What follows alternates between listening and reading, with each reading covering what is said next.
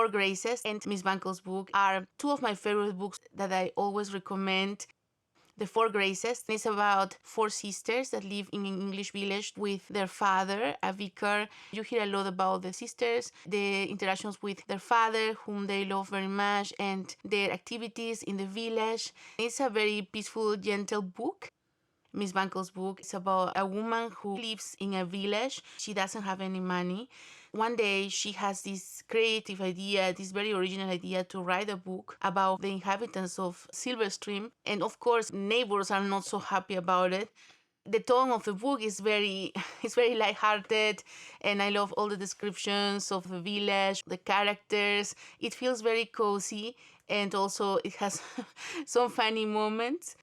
A book that I also enjoy a lot was Victoria Cottage, which is about a woman who already has grown up children and she lives in a very small village. She is living a peaceful life, although her husband was really difficult, but she always tried to deal with that with grace and kindness. One day, a stranger comes to the village, and I love how the relationship with this stranger develops. The Blue Sapphire has really beautiful descriptions of spring. The protagonist is a young woman. She has to overcome some very difficult circumstances. She is alone and has to start again in London. She falls in love, and we see if that relationship is going to work. And at the same time, this book has more adventure than the other books that I've mentioned, and a big part takes place in Scotland. This brings me to another favorite, Fletcher's End. I especially enjoy the first part of the book. We hear a lot about the house and a lovely lady who takes care of the house. And that led me to continue with D.E.Stevenson. I read Belle Lamington. It starts at the beginning of spring in London. It was also a lovely story about a young woman who is starting again. The Fair Misfortune is also one of my favorite books by D.E.Stevenson. The publisher rejected it because he considered it too old fashioned for the time. Of course, it's not perfect and there are some outdated things, but on the whole, I loved it. I enjoyed it very much. And there's the book Emily Dennis too. It is about the obstacles that a young woman has to overcome to marry her fiancé, and also life circumstances that are difficult. For me, it sounds like it is autobiographical, and that's why she didn't wanted to publish it. In D. Stevenson's books that I've read so far, there's always hope and there is always a new beginning. The protagonists are very special women, very caring, have strong morals. They have to deal with sometimes very difficult things, but they always find hope. I also love all the cozy details that are described in the books, all the slices of life, to read the conversations between friends and family. I also love the description of nature, and many of the books are set on the countryside, in small villages, in beautiful old houses.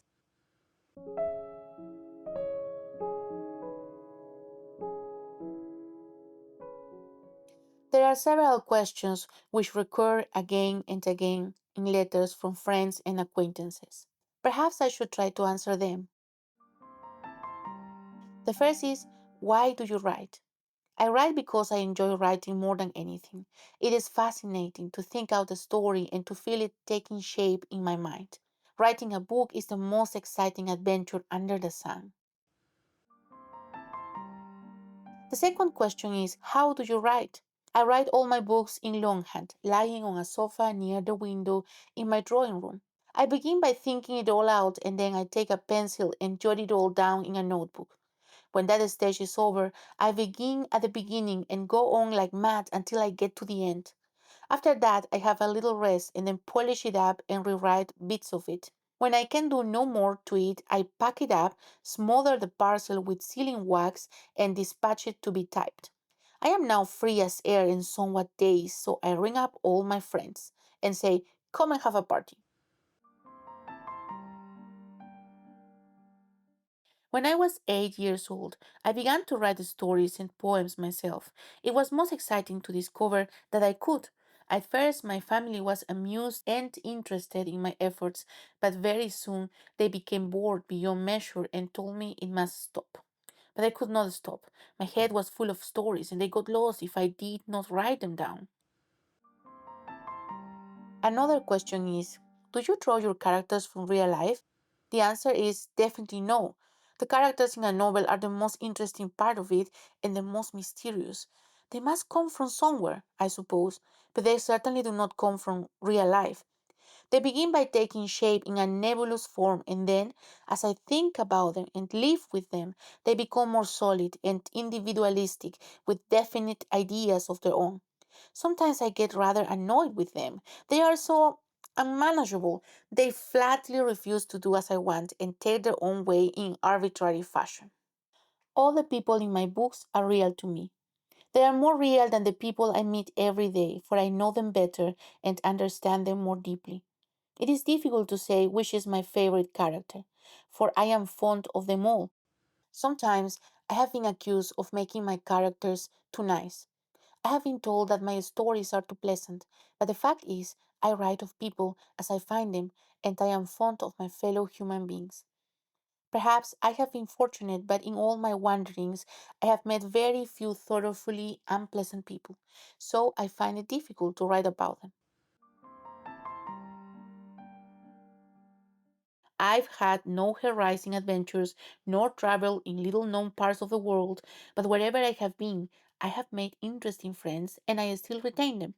Friends are like windows in a house, and what a terrible dull house it would be that had no windows.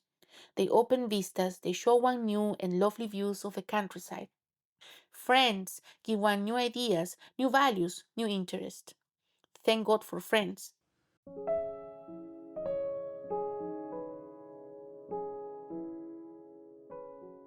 Molly Clevering was a very good friend of D.E.Stevenson. I read that Molly Clevering came to Moffat in 1949. She was very engaged in the community.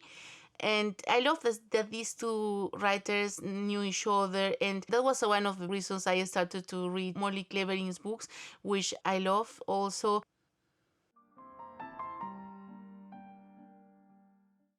Looking back is a fascinating pastime. Looking back and wondering what one's life would have been if one had done this instead of that, if one had turned to the left at the crossroads instead of to the right, if one had stayed at home instead of going out, or had gone out 5 minutes later. Jane Welsh Carlyle says in one of her letters, one can never be too much alive to the consideration that one's every slightest action does not end when it has acted itself, but propagates itself on and on in one shape or another through all time and away into eternity.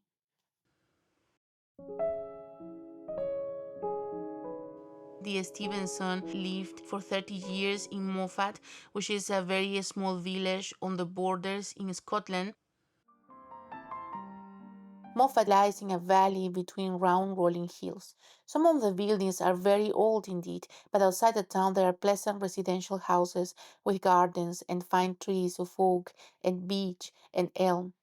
From my window, as I ride, I can see the lovely sweep of moorland where the small, lively, black-faced sheep live and move and have their being. Although Moffat is isolated, there is plenty of society and many interesting people to talk to and entertain. And it is only 50 miles from Edinburgh, so if I feel dull, I can go and stay there at my comfortable club and see a good play or a film and do some shopping.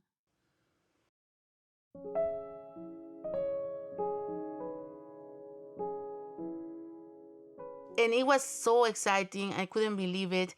There is a short movie that she wrote and also where she participated 40 years after the Stevenson passed away. Her granddaughter discovered new pieces of writing. I found some articles about how they celebrated the discovery of new books. I love to read the interviews with two of her granddaughters. One of her granddaughters lives still in Moffat, and I love to read about how she described the Stevenson. Some years ago, there was an exhibition in the Moffat Museum, curated, I think, by her granddaughter. There were lovely pictures to look at that I've never seen. So it was really exciting and heartwarming to see how she is still celebrated. And I love that 2 commemorative plaques have been installed to honor her. One was installed on the Victorian house in Edinburgh's downtown, where she grew up, and also one in Moffat.